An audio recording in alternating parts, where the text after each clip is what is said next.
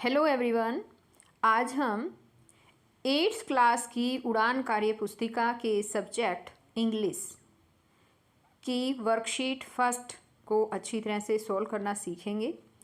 सभी बच्चे वीडियो को शुरू से लेकर अंत तक पूरी देखें ताकि आपको ये वर्कशीट फर्स्ट अच्छी तरह से समझ में आ जाए।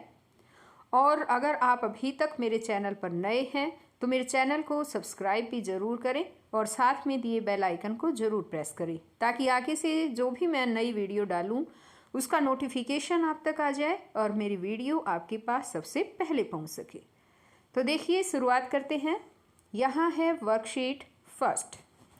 एक्टिविटी 1 दे रखी है इसमें, आइडिया ट्री। इसमें सबसे पहले यहाँ एक पैराग्राफ दे रखा है। इसमें लिखा है read the paragraph carefully and answer the questions that follow.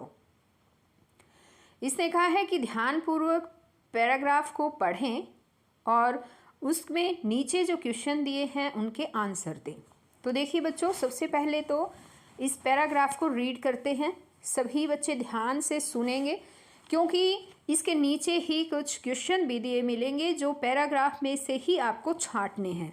और अगर आप पैराग्राफ को ध्यान से सुनेंगे तो सभी क्वेश्चंस के आंसर आप इजीली दे पाएंगे।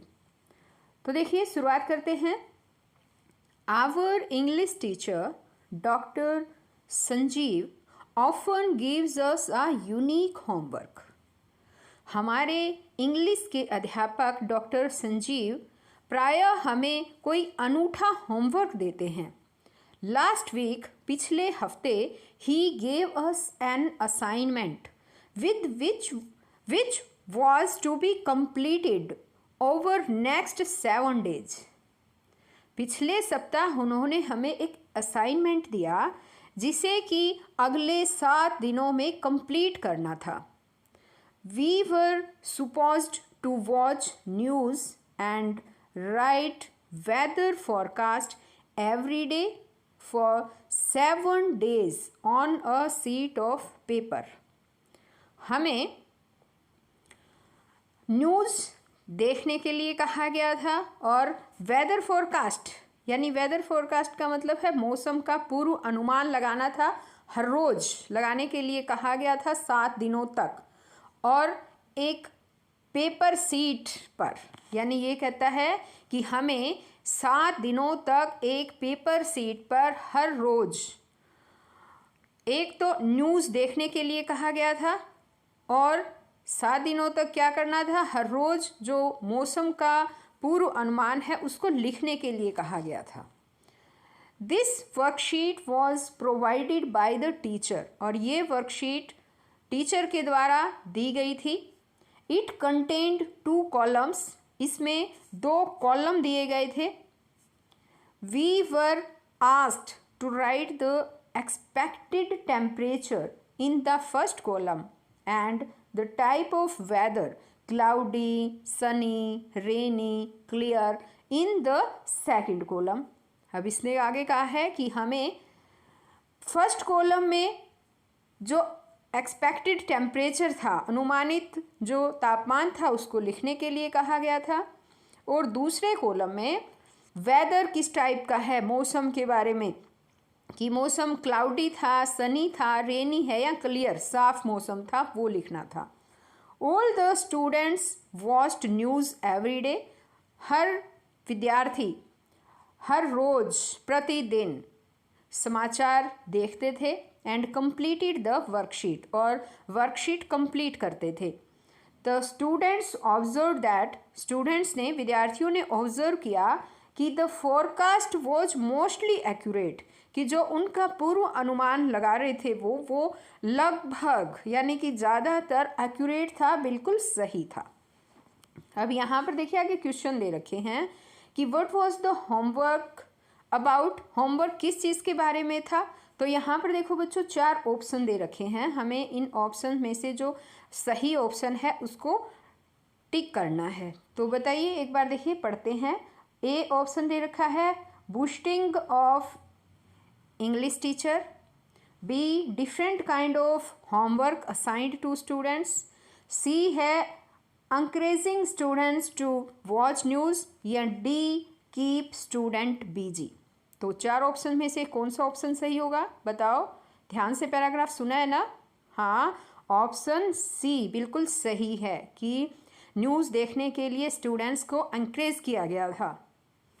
अब आगे है second question. How many columns were there on the worksheet. Worksheet पर कितने कॉलम बने हुए थे, कितने कॉलम थे बताओ। ए में दे रखा है 1, बी में है 2, 3 या 4। कितने कॉलम थे, 2 कॉलम थे, तो यहाँ हमारा बी ऑप्शन बिल्कुल सही होगा। अब थर्ड क्वेश्चन दे रखा है the students were asked to continue the assignment for dash days. कितने डेज के लिए उन्हें असाइनमेंट दिया गया था, कंटिन्यू करने के लिए कहा गया था स्टूडेंट्स को। वीक, एक हफ्ते के लिए, 7 डेज, मंथ, महीने के लिए, बोथ ए एंड बी दोनों ही आएंगे। बताओ क्या आएगा, 7 डेज। तो यहाँ पर बी ऑप्शन आएगा 7 डेज। अब नेक्स्ट क्वेश्चन है what were the students asked to write in the first box. First box में स्टूडेंट्स को क्या लिखने के लिए कहा गया था। ऑप्शन ए ले रखा है टेम्परेचर, बी क्लाउडी, सनी और रेनी, सी है बोथ ए एंड बी, या D none of the above. बताओ क्या आना चाहिए बच्चों। हाँ, ऑप्शन ए आना चाहिए, टेम्परेचर, तापमान को जो है वो कहा गया था लिखने के लिए बच्चों को, फर्स्ट कॉलम में, फर्स्ट बॉक्स में, है ना। अब इसी तरह से नेक्स्ट क्वेश्चन है यहाँ पर what did the student notice. Students ने क्या नोटिस किया। फर्स्ट ए ऑप्शन है the next day was mostly same as it was told in the weather report, कि अगले दिन सेम ऐसा ही था जैसा कि वेदर रिपोर्ट में बताया गया था, सेम वैसा मौसम था। यहाँ बी ऑप्शन दे रखा है the next day was different from it, इससे डिफरेंट था। It was told in the weather report, जो वेदर रिपोर्ट में दिया गया था, कहाँ बताया गया था, उससे अलग मौसम था। या सी ऑप्शन दे रखा है sometime the next day matches to the report and sometimes it differs, यानी कई बार तो अगले दिन मैच बिल्कुल ठीक रिपोर्ट मैच करती थी और कई बार डिफर हो जाता था, अलग मौसम होता था। या डी दे रखा है ऑल ऑफ द अबो, ऊपर दिए गए सभी। तो बताओ बच्चों कौन सा ऑप्शन सही आना चाहिए। स्टूडेंट ने क्या नोटिस किया। स्टूडेंट ने नोटिस किया जो कि the next day was mostly same as it was told in the weather report, कि जो वेदर रिपोर्ट में बताया जाता था सेम वैसा ही मोस्टली वेदर जो है वो पाया जाता था। तो ए ऑप्शन आएगा इसका। आगे यहाँ पर बी क्वेश्चन में दे रखा है arrange these statements in the order of their occurrence in the paragraph, कि पैराग्राफ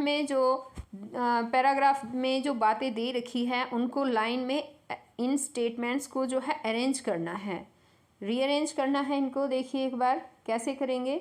ए ऑप्शन दे रखा है we were suppose to watch news and write weather forecast every day.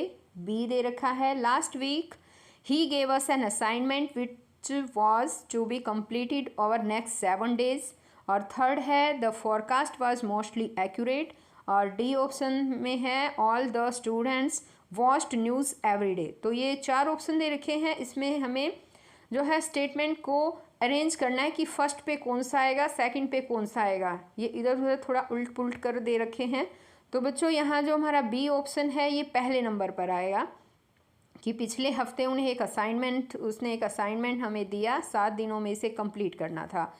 दूसरी उसके बाद आएगी दूसरी स्टेटमेंट कि we were suppose to watch news and write weather forecast every day, कि हमें जो है वो न्यूज़ को देखने के लिए और हर रोज़ जो मौसम है उसका पूर्व अनुमान लगाने के लिए लिखने के लिए कहा गया था। फिर उसके बाद आएगा ये वाला डी वाला तीसरे नंबर पर कि all the students watch news every day, कि हर स्टूडेंट हर रोज़ न्यूज़ देखता था। और फिर 4th नंबर पर आएगा सी वाला पार्ट। एक बार दोबारा से देखिए, फर्स्ट स्टेटमेंट ए बी वाली जो है वो फर्स्ट पे आएगी, ए वाली स्टेटमेंट सेकंड पे आएगी, थर्ड जो स्टेटमेंट है वो डी वाली आएगी, और चौथे नंबर पर ये वाली स्टेटमेंट आएगी कि पूर्व अनुमान जो है वो बिल्कुल ज़्यादातर ठीक ही मिलता था, एक्यूरेट मिलता था। अब इसी तरह से सी क्वेश्चन दे रखा है select the synonym of provide from the paragraph. Paragraph से प्रोवाइड का सिनोनिम सेलेक्ट करें। प्रोवाइड मीन्स होता है बच्चों देना, ठीक है। और यहाँ पर देखिए 2 ऑप्शन दे रखे हैं, एक है गिव, एक है एक्सपेक्ट। एक्सपेक्ट यानी आशा करना और गिव होता है देना। तो यहाँ प्रोवाइड का जो सिनोनिम है वो ए आएगा, गिव। अब आगे इसने दिया है select the antonym of Sunny. Sunny का एंटोनिम सेलेक्ट करें। एंटोनिम होता है बच्चों विपरीतार्थक, इसका विपरीत बताना है। एक है इसमें दिया है क्लाउडी और एक है टेम्परेचर। तो सनी का जो एंटोनिम होगा वो होगा क्लाउडी, बादलों भरा।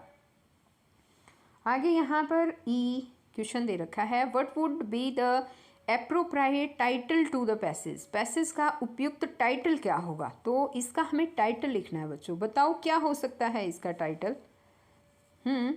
यूनिक होमवर्क भी हो सकता है बच्चों। उनके टीचर जो है उन्हें यूनिक होमवर्क देता था, है ना।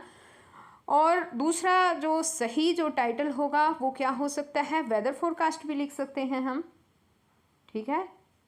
वेदर फोरकास्ट यानी कि मौसम का पूर्व अनुमान, ओके। ये वेदर फोरकास्ट जो है वो इसका टाइटल हो सकता है। तो बच्चों आज तो केवल इतना ही। नेक्स्ट वीडियो में मैं वर्कशीट 2 लेकर आऊँगी और उसमें जितने भी आपको फिलअप वगैरह एडवर्ब दिए गए हैं वो मैं अच्छी तरह से आपको समझाऊंगी। और आपने अगर अभी तक मेरे चैनल को सब्सक्राइब नहीं किया है तो बच्चों प्लीज़ सब्सक्राइब कर लें, ताकि आगे भी आप अच्छी तरह से इसी तरह से पढ़ सकें। तो हम फिर मिलते हैं नई वीडियो में, तब तक के लिए बाय बच्चों।